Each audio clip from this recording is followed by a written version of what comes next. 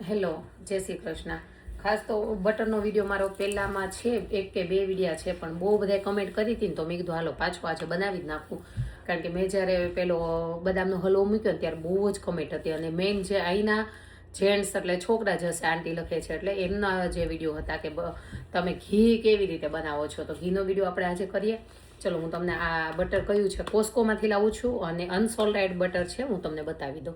જો તમે જોઈ શકો છો, આ બટર છે. કદાચ તમને કોઈને સ્ક્રીનશોટ લેવો હોય ને એટલા માટે મેં પાછળનો બેક કેમેરો કરીને બતાવ્યું છે. તો આ કોસ્કોમાં મળે છે. એકમાંથી 4 સ્ટીક નીકળે, અને આની ઉપર બી પેપર હોય છે આવી રીતે. તો એને આપણે ઓપન કરતું જવાનું, અને એને ઓપન કરી અને આવી રીતે મૂકવાનું, અને ગેસ ધીમો ચાલુ રાખી દેવાનો, એટલે હેર પીગળતું જાય ને તો હમાઈ જાય. નકર એટલી બધી સ્ટીક હમાતી નથી નાની તપેલીમાં. અને દર વખતે એક સાથે બે કરતી હોઉં ને, એટલે મારે મોટું બાઉલ છે ને એમાં કરતી હોય. તો આ વખતે મને એવું કે એક છે ને તો એકમાં સમાઈ જશે, કે તો એકમાં ન સમાનું, પણ કંઈ નહીં, ચાલશે. અને બધાના ક્વેશ્ચન હતા કે હું દેખાઉં છું ને પાછી આમ તડકો આવે છે ને તો મને હું જ નથી દેખાતી. બધાના ક્વેશ્ચન હતા કે મેં જ્યારે ઘરે ઘી બનાવ્યું છે ભાખરી સાથે ખાવા, પેલું ક્રીમનું, એનું તો ઘી બને છે એમ ઘરે મેં માખણ બનાવ્યું હતું. તો ભાઈ મેં એનું ક્યારેય ઘી બનાવ્યું નથી, પણ એક વખત ચોક્કસ આપણે હું ટ્રાય કરીશ, તો વિડીયો બનાવીશ. એનું માખણનું તો હું ઘી નથી બનાવતી, ઓલવેઝ આ બનાવું છું. કોસ્કોમાં છે. હમણાં તો ડીલ બી સારી હતી આમાં.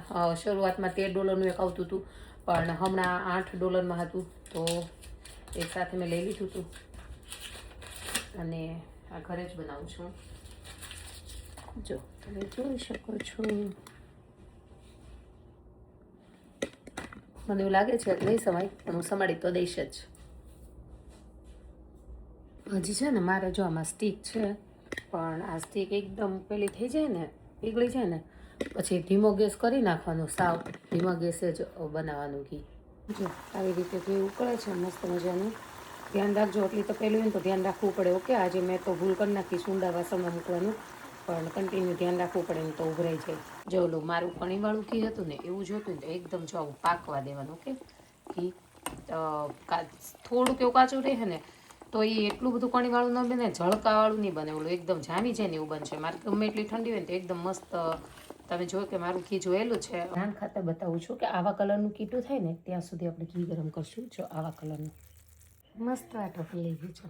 ગરમ ગરમ ઘી હોય ને એટલે હું આવું જ કરું. જ્યારે ઘી ગરમ કરો ને આટો બરોબર ત્યારે ખલાસ થઈ ને તો પલાળી જ દઉં.